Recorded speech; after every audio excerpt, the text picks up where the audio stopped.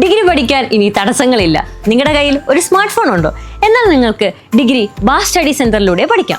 Indira Gandhi national open university ആയതുകൊണ്ട് നിങ്ങൾക്ക് PSC, UPSC പോലുള്ള എക്സാമുകൾക്കും അപ്ലൈ ചെയ്യാം. ഇനി വാല്യൂന്റെ കാര്യത്തിൽ നോ ടെൻഷൻ. ഇനി നിങ്ങൾ ആരും ഡിഗ്രി ഇല്ലാത്തതിന്റെ പേരിൽ റിജക്ട് ചെയ്യില്ല. സോ കൂടുതൽ വിവരങ്ങൾക്ക് കോൺടാക്ട് ചെയ്യൂ. Baas study centre, corporate office, G3104, JNIS, Kaloor, Kochi 682017.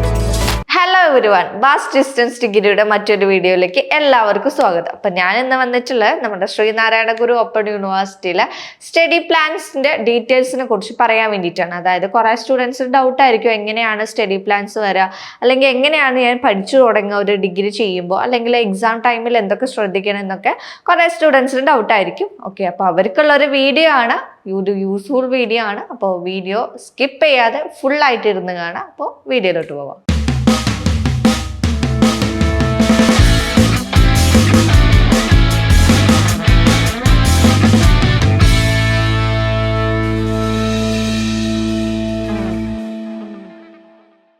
അപ്പോൾ നിങ്ങൾക്ക് എല്ലാവർക്കും അറിയാം, ശ്രീനാരായണ ഗുരു ഓപ്പൺ യൂണിവേഴ്സിറ്റിയിൽ അഡ്മിഷൻ ആരംഭിച്ചിട്ടുണ്ട്.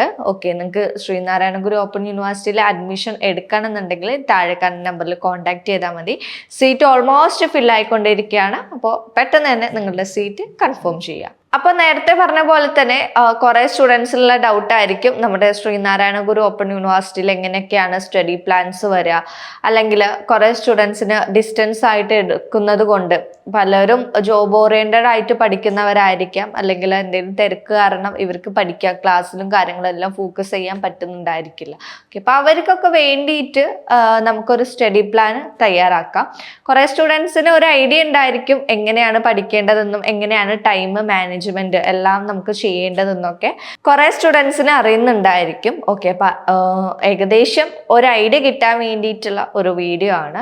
ഓക്കെ, അപ്പം ഡീറ്റെയിൽ ആയിട്ട് നമുക്ക് നോക്കാം. ഫസ്റ്റ് ഓഫ് ഓൾ നിങ്ങളോട് പറയാനുള്ളത്, നിങ്ങൾ ക്ലാസ്സും കാര്യങ്ങളും കറക്റ്റ് ആയിട്ട് തന്നെ നോക്കുക. ഓക്കെ, കറക്റ്റ് ആയിട്ട് നിങ്ങൾ ചെയ്യാൻ ശ്രമിക്കുക. കാരണം നമുക്ക് ഇമ്പോർട്ടൻ്റ് ആയിട്ടുള്ള കുറേ കാര്യങ്ങൾ നമ്മൾ ക്ലാസ്സിനകത്തേക്ക് നിങ്ങൾക്ക് എടുത്തു തരുന്നതാണ്, നിങ്ങൾക്ക് റിലേറ്റ് ചെയ്യാൻ സാധിക്കുമല്ലോ.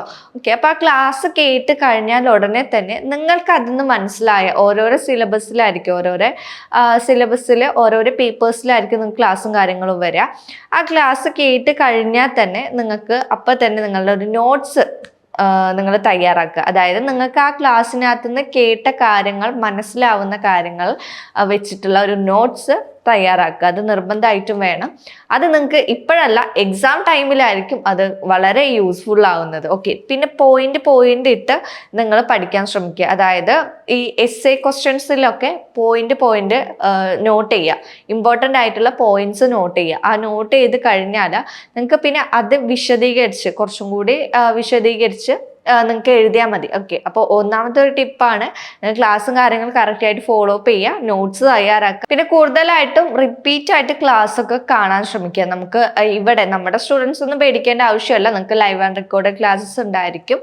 പിന്നെ അസൈൻമെന്റ് സപ്പോർട്ടും മെന്റർ സപ്പോർട്ടും എല്ലാം ഉണ്ടായിരിക്കും. അപ്പോൾ നിങ്ങൾക്കുള്ള ഒരു ഐഡിയ നമ്മൾ ഇവിടുന്ന് തന്നെ ചെയ്തു തരും. എങ്ങനെയാണ് പഠിക്കേണ്ടതെന്നോ എങ്ങനെയാണ് ചെയ്യേണ്ടതെന്നോ ഒക്കെ ഒരു ഐഡിയ നിങ്ങൾക്ക് ഇവിടുന്ന് ചെയ്തു തരും. അപ്പോൾ നമ്മളെ സ്റ്റുഡൻസ് ഒന്നും പേടിക്കേണ്ട ഒരു ആവശ്യമില്ല, ടെൻഷൻ അടിക്കേണ്ട. ഞാൻ പറഞ്ഞിട്ട് നമുക്ക് പുറത്തുള്ള സ്റ്റുഡൻസ് ആണ്. ചില സ്റ്റുഡൻസ് യൂട്യൂബ് നോക്കി പഠിക്കുന്നവരൊക്കെ ഉണ്ടായിരിക്കും. ഓക്കെ, യൂട്യൂബ് ക്ലാസ്സസ് ഒക്കെ ചെയ്യുന്ന ഓരോരോ സെന്റേഴ്സിന് വ്യത്യാസമായിട്ടായിരിക്കും. ചിലര് സെൽഫായിട്ട് നിങ്ങൾക്ക് യൂട്യൂബൊക്കെ നോക്കി പഠിക്കുന്നുണ്ടായിരിക്കും.